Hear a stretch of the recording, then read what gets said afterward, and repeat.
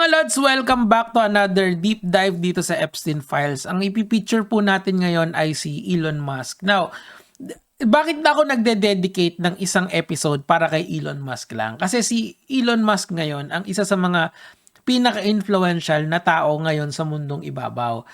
To the point na may connection kasi siya directly kay Donald Trump. Although, masasabi na natin na severed yun. Siguro, mas maganda muna, i-walk through ko muna kayo doon sa kung saan ba nagsimula si Elon Musk, bakit siya nandito, at saka, alam mo yon kasi, well-beloved kasi si Elon Musk a few years ago. Siguro mga 8 years ago, 7 years ago, well-beloved siya ng everybody. Kasi nga, hindi pa siya dumadaw-daw sa politika.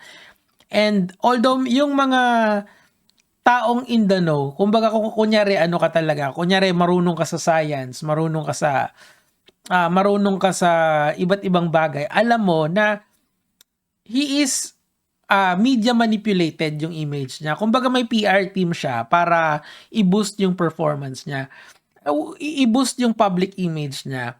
Like for example, siguro ang pinakamagandang example nung parang PR push niya is yung gaming facade niya. Okay, papakita ko sa inyo. So, this is a game called Path Exile 2. A few months ago, actually last year lang to kinall out si Elon Musk ng totoong mga gamers. Kasi, nagtataka sila, paano ka naging top leaderboard dito sa Path of Exile 2 na medyo mataas yung learning curve nito Kumbaga, para maging top player ka dito, you will spend so many nights, so many days na mag-grind dito. And saan mo pa nakukuha yung oras na yon? Alam naman natin na si Elon Musk is not just involved in Tesla, in SpaceX. Marami pa siyang kumpanya na pinapatakbo to the point ngayon na ang kanyang network, I think with the acquisition of XAI, nasa 800 million na siya. 800 billion pala. 800 billion dollars. Malapit na siyang maging trillionaire.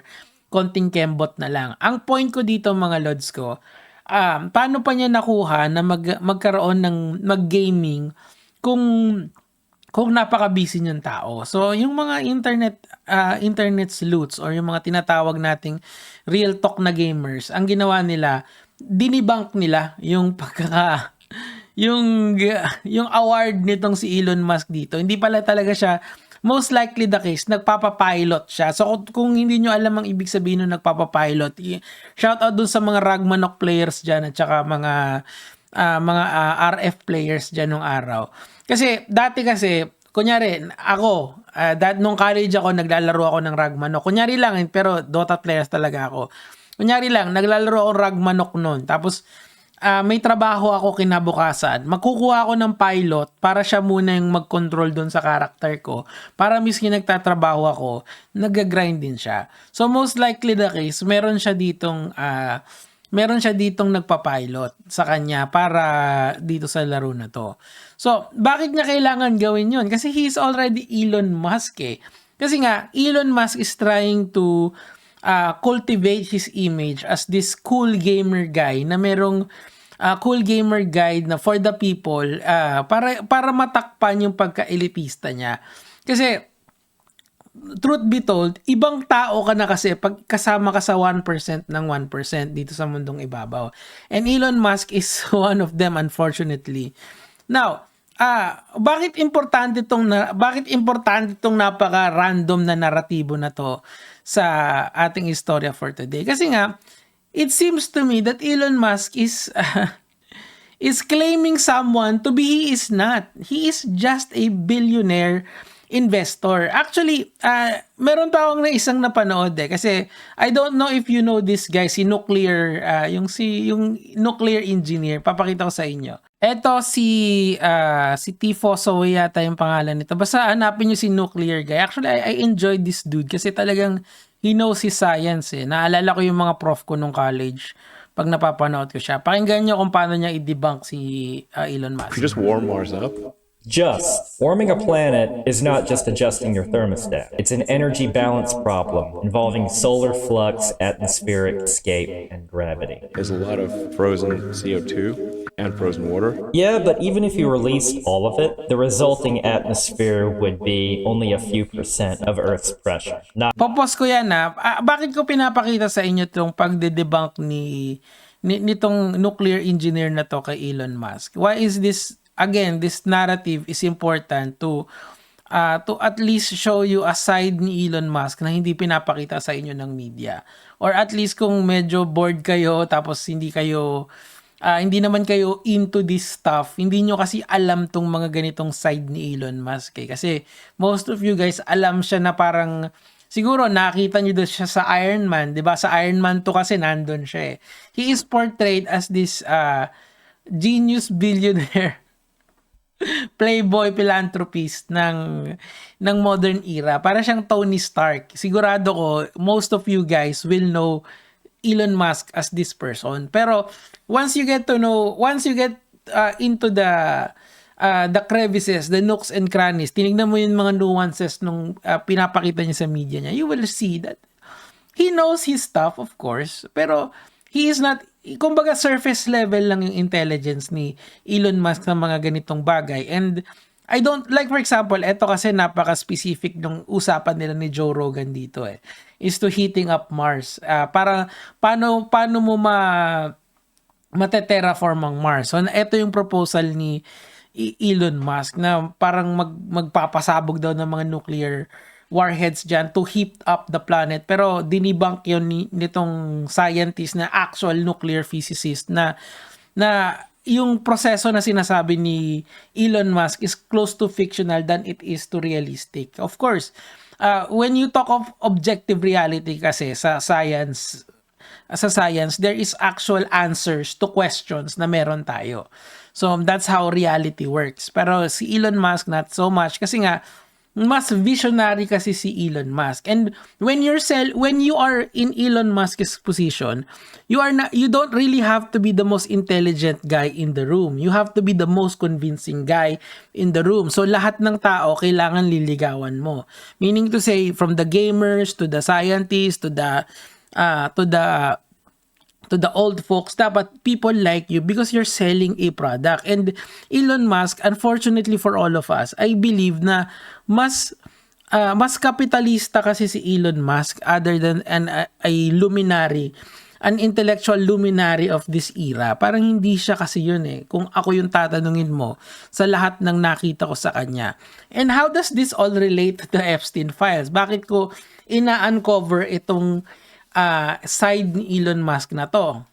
Dahil ngayon kasi may significant power na si Elon Musk since siya ay already in the ears of the president. Nagkaroon sila ng falling out nitong taon na to. And ang problema kasi dito sa falling out na to, mga lods ko,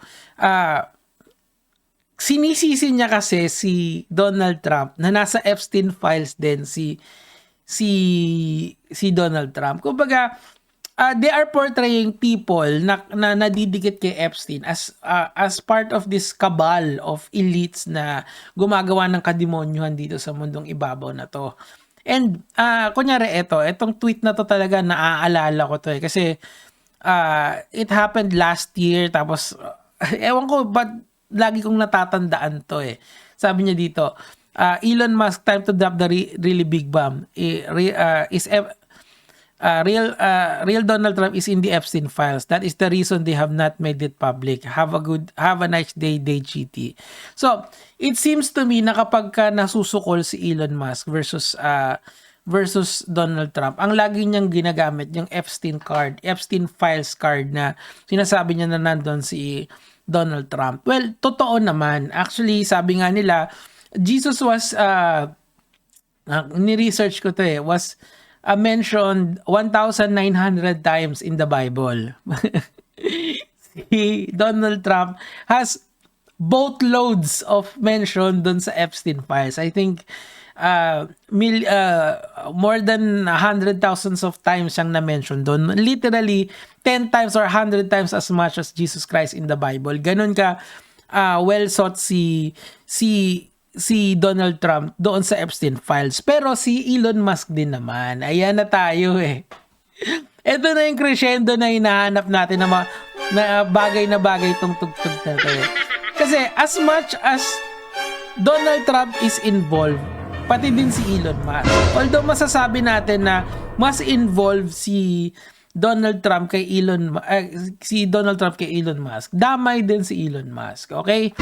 Ang masakit kasi dito kung anong klaseng tao si Epstein, kung anong klaseng bugaw siya. Kasi kung napanood niyo yung unang deep dive natin, we have established already na bugaw talaga si Epstein. Sana nga ano na lang nagtutulak ng shabu eh. Hindi nga Lods. Mas tatanggapin mo pa na, oy, nagsashabu kayo dati, no? Kasi alam mong at least ngayon nagbago na. Pero ito kasi, mahirap magbago dun sa addiction nila eh. Kasi it's something hardware sa utak natin eh. Yung pag-ano eh. Yung, alam nyo na, yung pakikipagtalik eh. Kung ano yung, what grinds your gears kapag kasi, siguro bago tayo pumunta doon sa email, siguro let's talk about of paraphilias first. Now, paraphilias are sexual deviation na meron tayo. Normally kasi when we have sex, 'di ba? Ang ginagawa natin yung normal, yung heterosexual, 'di ba? Yung lalaki.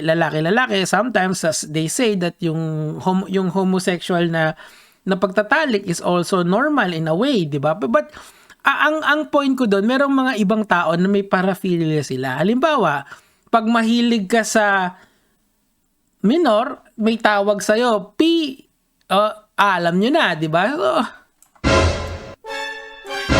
and Elon Musk caters to the obscene, okay? So, with all that context na binigay ko sa inyo, na medyo binalatan ko ng konti si Elon Musk, well, basahin na natin. Game na. So, this was, in fairness naman kay Elon Musk, matagal na tong email na to. Pero ang point ko lang dito, it's super hypocritical for him to say na si Donald Trump ay nasa Epstein files. Eh, ikaw din naman pala. Alam mo, after reading all of this, kasi kanina pa ako nagbabasa rito mukha akong tanga di ba? After reading all of this, nare-realize ko na kung ang iba lang sa kanila ni Donald Trump, si Donald Trump siguro mas party goer Ito kasing tao na to, nerd din to na may something na meron siyang tipo ng babae or tipo ng tao Mamaya babasahin din natin yun. Yan. Aray ko! Di ba? This happened on New Year's Eve, okay?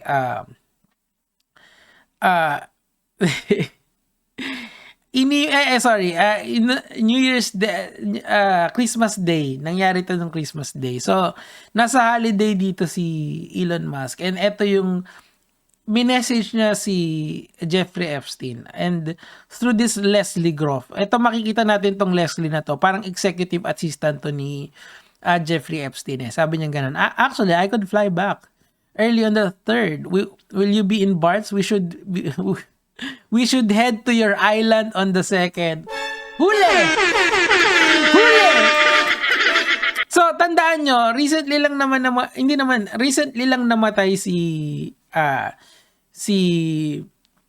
Epstein. Pero I believe nung 2019 siya na-convict. Okay? So, ibig sabihin, between 2013 and 2019, it is not hard to fathom na merong silang back and forth ni Epstein.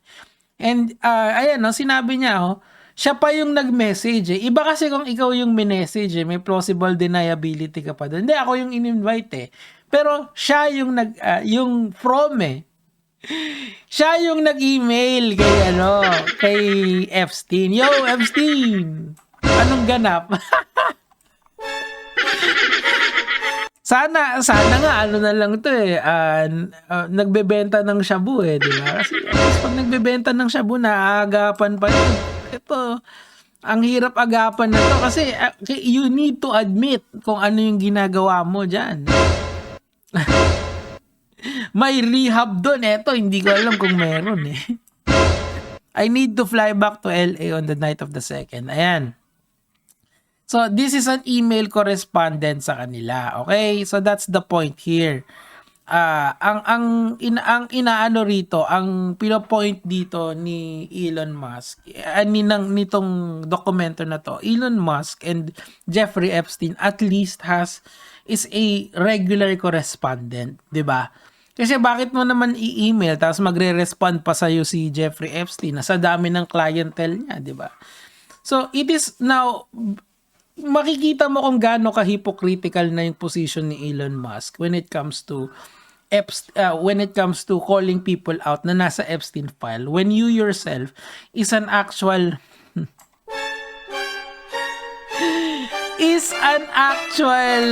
customer ng Epstein Island. Wag natin customer, siguro invitee, ano bang tawag diyan? Party goer, island goer. But point is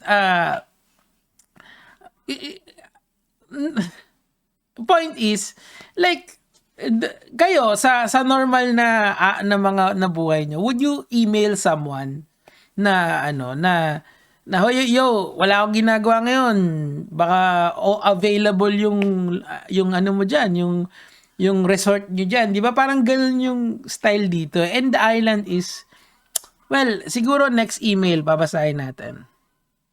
Okay, this is an exchange between Jeffrey Epstein and Elon Musk. Nag-email si Jeffrey Epstein kay Elon Musk since alam yata ni Epstein na pupunta si Elon Musk sa New York, or may meeting yata siya doon. So this was posted, or this was exchanged on September 11, 2013, di ba? So tinanong ni Epstein si Musk, any plans for New York? The opening of the General Assembly has many interesting people coming to the house. Okay, so again, ang pino-point out nito kasi, it seems like they are acquaintances to say the least. Siguro hindi sila kasing close ni Donald Trump, pero acquaintances sila. So after niyang email na yan, after a while, sumagot si Elon Musk. Remember, Elon Musk during that time is very and sa Elon at SpaceX.com pa niya sinend. Ibig sabihin, this is the public email. And rineplyan niya pa dyan si Epstein. Musk wrote, right? Hindi yan pala. Ito yan. Sabi sumagot si Elon Musk kay Epstein. Sabi niya gano'n, I run lead product and design/engineer for two complicated companies. Moreover, SpaceX is about to launch what arguably is the most advanced rocket in history. Flying to New York to see UN diplomats do nothing would be diplomats do nothing would be an unwise use of time. So basically, parang ayaw niyang pumunta doon kung ang pupuntahan lang doon ay yung mga US diplomats. Kumbaga, hindi pwedeng meeting ang punta. Nag-reply si Jeffrey Epstein dyan. Eto yung reply niya. Magugulat ka talaga eh.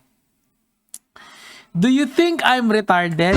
Just kidding, okay? There is no one over 25 and all are very cute.